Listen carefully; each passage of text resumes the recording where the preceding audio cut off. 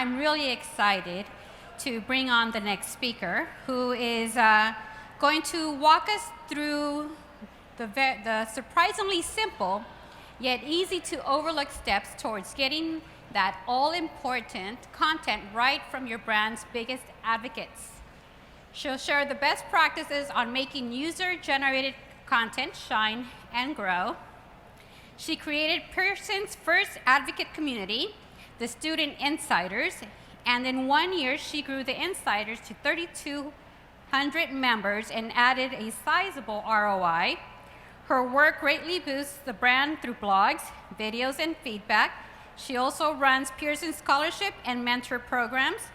Outside of work, she is pursuing an NYU MBA, good for you, and leads CMX NYC Series.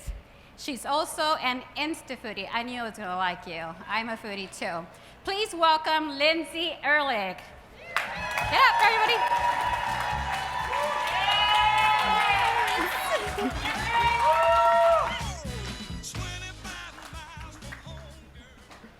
Awesome.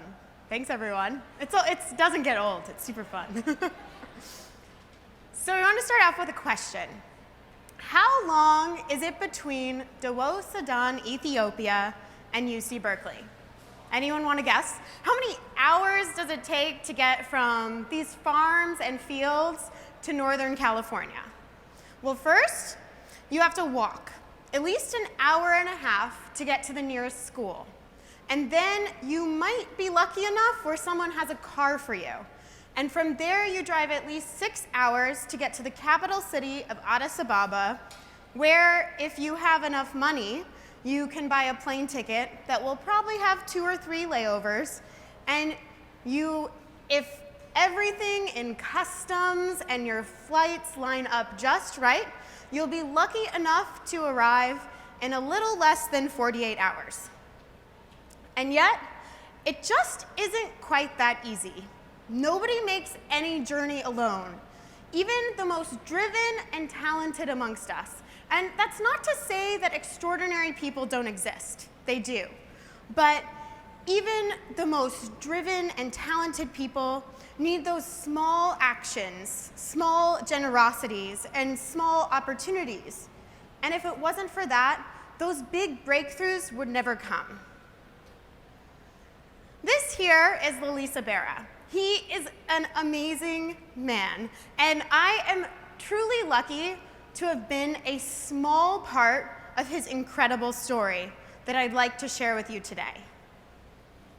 Lalisa grew up in Davos, Sudan, Ethiopia, and his parents were farm workers, so he started helping out on the farm since he was 5. And he was the oldest of 7, so he really helped with the cattle, goats, he planted vegetables and grains. And because his parents never attended school, in order to learn the alphabet and numbers, Lalisa, like millions of children around the world, had to attend school. Lalisa walked 1.5 hours each way, barefoot, to get to school for 5 years, until he could afford to pay for shoes after selling his hens and eggs in the 6th grade. Even those small things like connecting with other people in his community made a huge difference. When he attended school, he was surprised to find out that the school was actually just one large room. Everyone sat on a stone floor, and since there was no water or refrigeration in his school, he didn't eat until he returned back home. So after he returned home from school, he ate lunch, and then his day was just getting started. He started helping out on the fields, and only after then he started his homework. And he could only complete his homework if his family could afford to pay for lighting that week. And if they didn't, he would go back to school, homework incomplete, to be punished in front of the entire class. And at this point, many students stopped going to school, but not Lalisa. He connected with other people in his community, and he persevered through. So even those small actions, like meeting other people from your village to walk to school with, who really understand where you're coming from, who can brainstorm how to overcome challenges with you, makes a huge difference. And with the support of his community, Lalisa graduated high school in grade 10 and enrolled in teaching school in the city of Jimma. He graduated teaching school and started teaching elementary school at a local place in his community. But he knew in order to really make a larger impact on his community, he had to get out of the country. So he applied to the United States Diversity Visa Lottery, and he won. He moved here to Los Angeles and applied after a year of working really hard, got into Los Angeles Southwest Community College. And at first, he was really struggling with the difference in culture and his lack of English skills, but through connecting with people in his community, they really helped him rally around, get accustomed to the environment, and succeed. I met Lalisa during his time in community college, when he applied to become a part of my Pearson Student Insiders program. This community equips college students with the employability skills they need to succeed and reach their dreams. Lalisa learned a lot of different career skills, especially soft skills that he didn't learn in his classes. Through the know-how and community support, this empowered him to apply to a number of different four-year universities that he hoped to transfer into. And through his hard work, his application stood out. He was accepted into UC Berkeley, where he's a psychology major and works on campus in 2 psychology research labs. Now, Lalisa is truly going to change the world. He's an inspirational individual. But if it really wasn't for those small actions that our community supported him, it really empowered him to become a bigger impact and be successful in his college career. So, we can see that these small actions make a huge impact. And that's really what we're going to dive in today. So before we start, let's start with a poll. So raise your hand here. Who loves homework? Anyone? No? One person up here in the front. Let's talk after. Raise your hand if you love spending money on educational materials. Oh, some people. Okay, cool. Let's definitely talk then.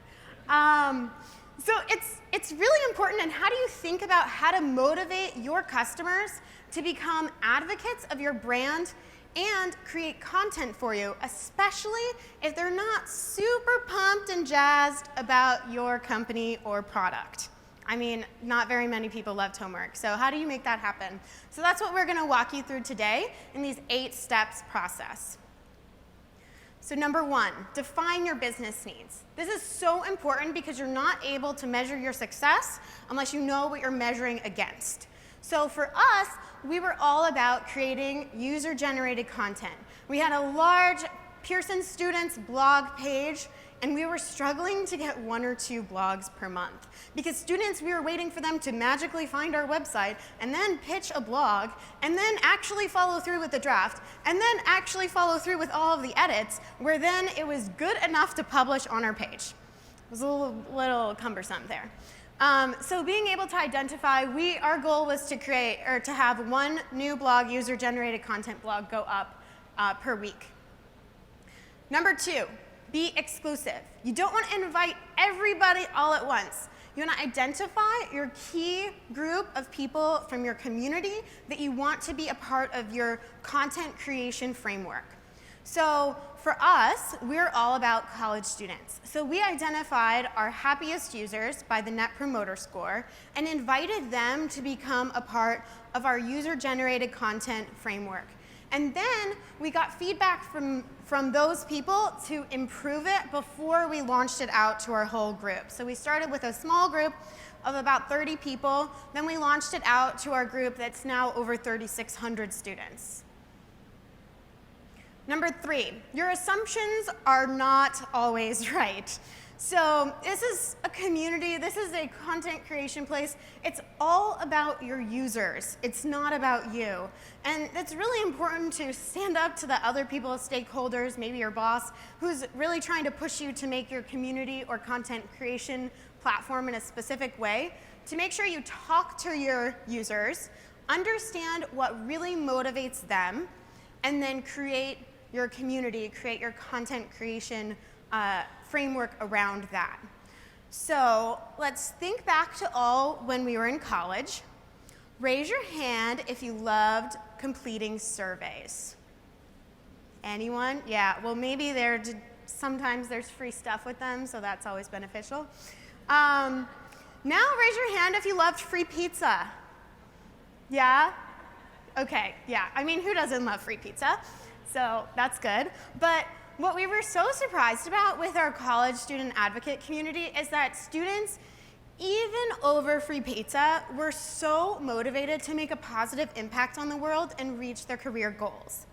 So we made sure to frame everything we were doing around that goal, making sure that we equipped them with those tools. And we would not have known that if we didn't reach out and talk to our community members. So start small. You want to start with that small group of people, nurture them, get to know them, have one-on-one conversations with them, and then build it out, scale it to the larger group of your community.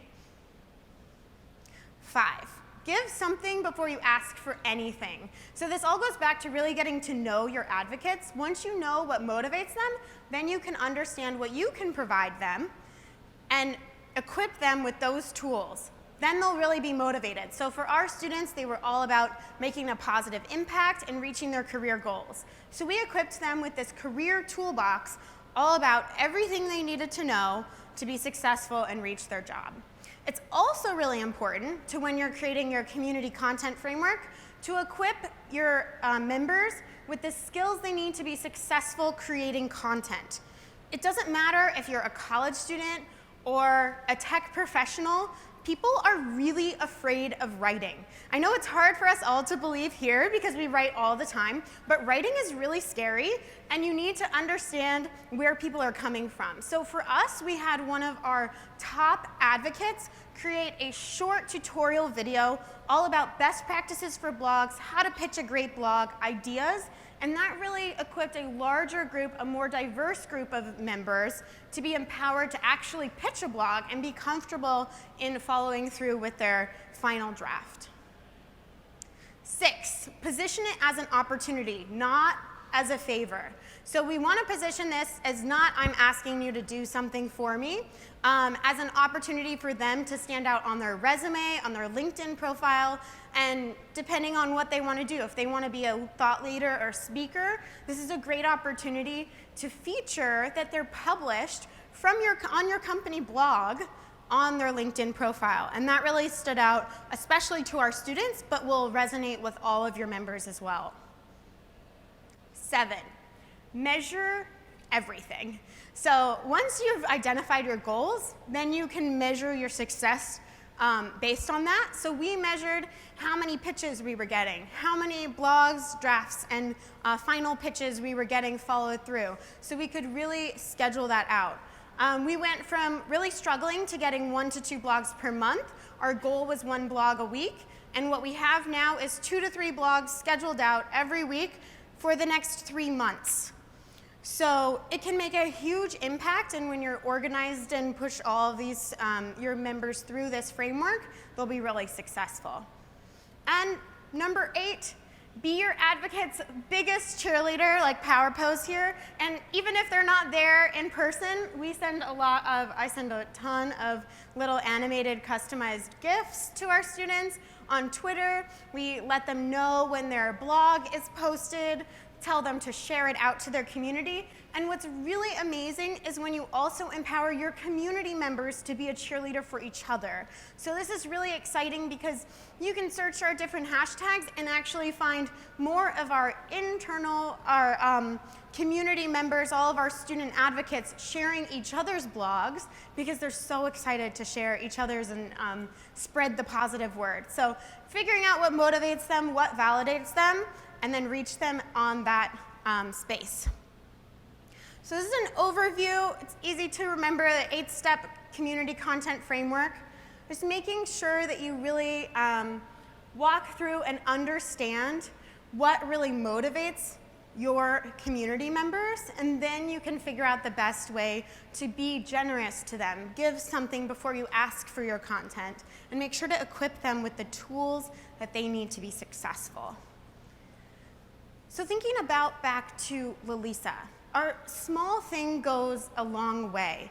And Lalisa, after only being a community member in our Pearson Student Insiders community for less than a year, actually shared his experience and talked to over 1,000 of our internal employees at our national Pearson meeting this past July.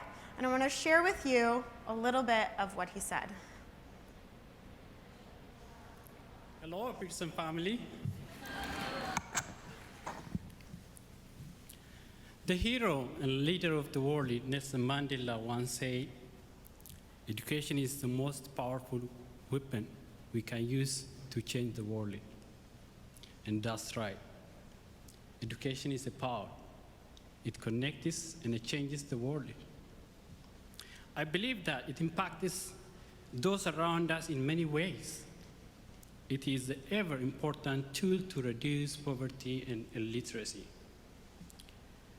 For me, education is the path to equality and independence in life, and it turns dreams into reality. And I'm one of those who benefited from the education gifted to this world. Having that in mind, I want to acknowledge you who work day and night to educate the nation and the people of the world. You are leaders, difference makers, and generation creators. It is your hard work that is helping people to get connected and educated and live a better life. It is your effort of making learning more accessible and enjoyable, advancing it to build the future. And I know all of you still have dreams to come true. So keep up that hard work and help us to celebrate you. I'm really blessed to be here today. Thank you, Pearson family. At first, I didn't realize how much Pearson contributes to the world of education. I was just aware of books and other educational products and services before I joined Pearson Student Insiders program.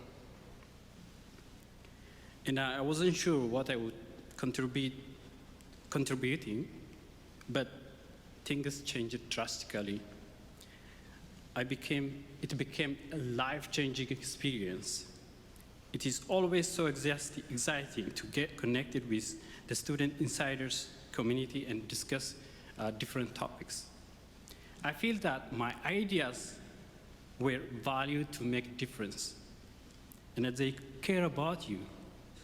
Using that opportunity, I learned how to approach challenging questions, how to master career-ready skills, especially soft skills, which I did learn in my classes, writing blogs, innovate new ideas to help others learn better.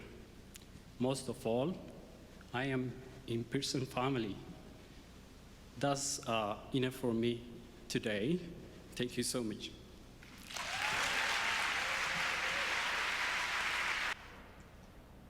So Lalisa is obviously gone through enormous obstacles, overcome them successfully, and then he gets up on the stage in front of 1,000 of our employees and thanks all of us.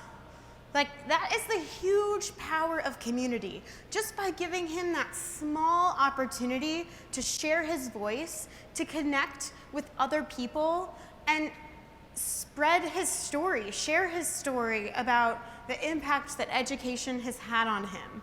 It's such a powerful opportunity, and there are people like Lalisa in all of your communities. You just have to talk to them and figure out who they are, get to know them, and give them the opportunity to spread their message. So with this 8-step community content framework, you can go, like we did, from really struggling to get 1 or 2 blogs per month to now 2 to 3 per week, scheduled out for months in advance. It's an easy framework, but it's really all about really identifying those powerful individuals in your community and getting to know them. Because there are amazing individuals in all of our communities. You just have to get to know them. So figure out, get to know your communities, go meet all your community members, and give them those small opportunities and identify how you can best help them, because it doesn't take something huge to make a big impact. It's all about that small opportunity, and then you can have a huge impact like this in your community. Thank you.